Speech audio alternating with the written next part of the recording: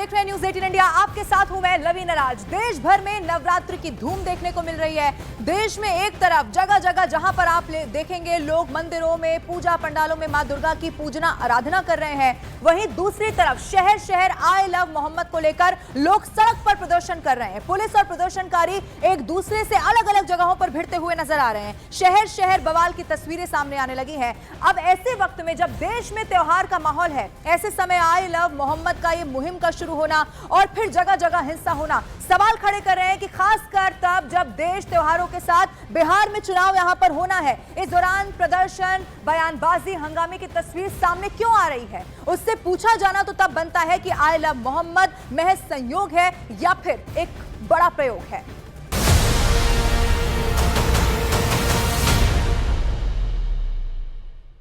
और संयोग का प्रयोग का ये सवाल पूछा जाना इसीलिए भी इस वक्त पर बनता है क्योंकि शुरू होने के बाद से ही देश के अलग अलग हिस्सों से होती हुई ये मुहिम अब बिहार तक जा पहुंची है। और बिहार तक पहुंचने का क्या मतलब है, ये शायद ही समझाने की कोई जरूरत हो। बिहार में विधानसभा का चुनाव होने वाला है, उससे पहले ये तस्वीरें बिहार से सामने आना आपको ये भी बता दें, क्योंकि वहां पर सिर्फ आई लव मोहम्मद के पोस्टर तक ये बवाल रुका नहीं, बल्कि आई लव मोहम्मद के साथ बताया ये जा रहा है कोई विवादास्पद एक और पोस्टर लगाया गया है। पुलिस उसकी जांच भी अब जरूर कर रही है, इसको लेकर जानकारी और भी आगे सामने आएगी। लेकिन अलग अलग कुछ तस्वीरें इसी बवाल से जुड़ी हुई आपके टेलीविजन स्क्रीन पर। तो बैनर पोस्टर से इसकी शुरुआत और अब शहर शहर बवाल की तस्वीरें सामने आती चली जा रही हैं। बरेली में जो कुछ भी हुआ वो सबने देखा और फिर महाराष्ट्र के अहिल्यानगर और उत्तराखंड के देहरादून में भी सड़क पर जबरदस्त तरीके से उत्पात मचाया जा रहा है। और ऐसे वक्त पर टाइमिंग को लेकर बहुत सारे सवाल उठ रहे हैं। अलग अलग 3 तस्वीरें इस वक्त आप न्यूज़ 18 इंडिया पर देख रहे हैं। 26 सितंबर ये वो दिन जब उत्तर प्रदेश के बरेली में जबरदस्त तरीके से वहां हिंसा हुई। 29 सितंबर की भी तस्वीर आप देख लीजिए, ये राज्य दूसरा है, यानी कि बरेली से जो ये विवाद शुरू हुआ, ये जो हिंसा की तस्वीर शुरू हुई वो अहिल्यानगर तक पहुंच गई। और उसके बाद क्या था, पुलिस को लाठियां बांधनी पड़ी, लाठीचार्ज तक करना पड़ गया। लेकिन देहरादून में भी बिल्कुल कुछ इसी तरह की तस्वीर 29 सितंबर बिल्कुल उसी दिन देखने को मिली। अब महाराष्ट्र के मुख्यमंत्री भी इस बात का शक जाहिर कर चुके हैं कि त्योहार के इस दौर में इस तरह की मुहिम कोई बड़ी साजिश हो सकती है। जिस प्रकार से ये सारे अलग अलग प्रकार के बोर्ड्स लग रहे हैं या बाकी चीज़ें चल रही है, एक प्रकार से ये भी देखना पड़ेगा कि क्या इसके पीछे कोई साजिश है, क्या कोई यहाँ पर जो हमारा सामाजिक ताना बाना है उसको एक प्रकार से उधेड़ने का प्रयास कोई कर रहा है क्या, इसको भी ध्यान में लेना पड़ेगा। और बरेली में जो हिंसा हुई उससे जुड़ी हुई एक और खबर मिल रही है, वो आपको बता देते हैं। तौकीर रजा का एक और करीबी गिरफ्तार हो गया है, ये खबर इस वक्त मिल रही है। भीड़ के उकसाने के आरोप में डॉक्टर नफीज, नाम आप सुन लीजिए, डॉक्टर नफीज की गिरफ्तारी हो चुकी है। तौकीर रजा की पार्टी का प्रवक्ता बताया जा रहा है डॉक्टर नफीज, जो कि गिरफ्तार अब हो चुका है। और तौकीर रजा का ये बेहद करीबी हमेशा से रहा। पुलिस के हाथ काट देने की धमकी देने का वीडियो आपको याद होगा सामने आया था और अब इसी की गिरफ्तारी हो चुकी है। यानी कि अब इसे ऐसे समझिए कि तौकीर रजा जिस पर लगातार शिकंजा कसा जा रहा है, कई सारे ऐसे और भी लोग रहे जिनकी गिरफ्तारी हो चुकी है। बरेली हिंसा से जुड़ी हुई ये खबर है और बरेली में जो हिंसा की तस्वीर सामने आई, तौकीर रजा पर आरोप लगे कि लोगों को उकसाया गया, लेकिन उसके बाद वो खुद ही वहां से गायब हो गए। अब देखिए, पहले ही चूंकि तौकीर रजा तो पुलिस वहां पर हिरासत में ले चुकी है, इधर खबर ये मिल रही है कि अब जो करीबी है उन पर भी शिकंजा कसा जा रहा है। 2 अलग अलग तस्वीरें इस वक्त आपके टेलीविजन स्क्रीन पर। एक तरफ ये जो शख्स आपको नजर आ रहे हैं, ये डॉक्टर नफीज इसका नाम बताया जा रहा है, जो कि तौकीर रजा का बेहद करीबी है। पार्टी का प्रवक्ता भी बताया जा रहा है, धमकी दी थी पुलिस को और उसी के बाद गिरफ्तारी हो गई है। बड़ी खबर इसी से जुड़ी हुई है। बरेली हिंसा के पहले दिन का वीडियो अब सामने आ चुका है।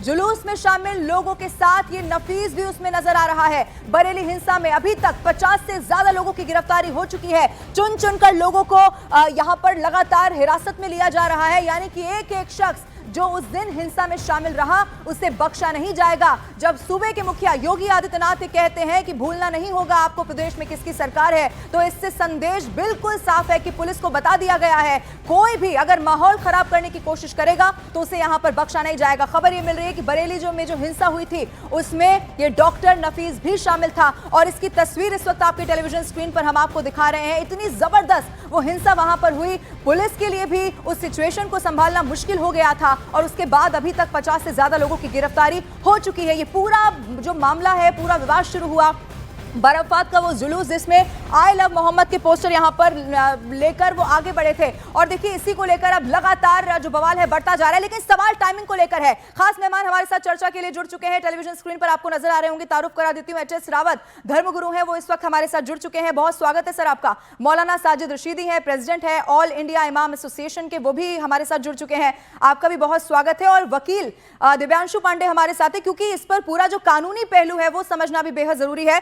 पांडे जी आपका भी बहुत स्वागत है। मैं शुरुआत कर रही हूं मौलाना साजिद रशीदी आपके साथ। ये जो तस्वीरें हम दर्शकों को दिखा रहे हैं, बार बार बरेली से जो हिंसा शुरू हुई महाराष्ट्र तक और बिहार में तो विवादास्पद पोस्टर तक लेकर सर लोग पहुंच गए हैं, रास्तों पर निकल रहे हैं। टाइमिंग को लेकर सवाल है, त्योहारी सीजन है, क्यों सड़कों पर उतरे हुए हैं, क्या रिएक्शन है आपका?